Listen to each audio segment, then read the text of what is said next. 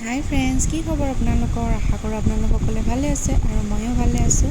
তো বৰ্তমান vacation time, তো গমেই পাই চবে গৈছেই চাগে ক'ৰবাত। আৰু মই আহিছিলোঁ মোৰ মাহী ঘৰত, টংলা পুৰণি ভেৰগাঁও।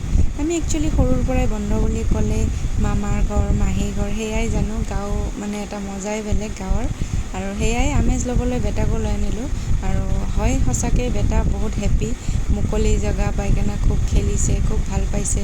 আৰু আমিও সৰুতে এনেকুৱাই খেলিছিলোঁ।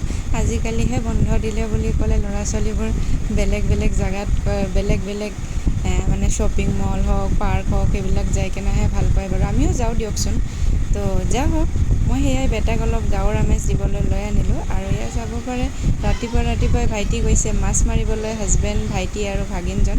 মোকো লগ ধৰিছিল, বাট নগ'লোঁ, বহুত ৰাতিপুৱা আছিলে আৰু বাবু উঠা নাই কাৰণে। আৰু এয়া চাব পাৰে, যথেষ্ট মাছ পাইছেও সিহঁতে। আৰু হাজবেণ্ডো গাঁও বুলি ক'লে মাছ ধৰিব খুব ভাল পায়। আৰু এয়া চাওক, লগতে কেঁকুৰাও আনিছে মাছৰ লগত। আৰু বেটা চাই খুব খুচ, মায়ে শাক কাটি আছে, চাব পাৰে। এয়া বাপেকে ফিছ ধৰি আনিছেতো। আৰু এয়া চাওক, ভাগিনজনে তাক ভয় খুৱাই আছে যে কেঁকুৰা হাওঁ বুলি।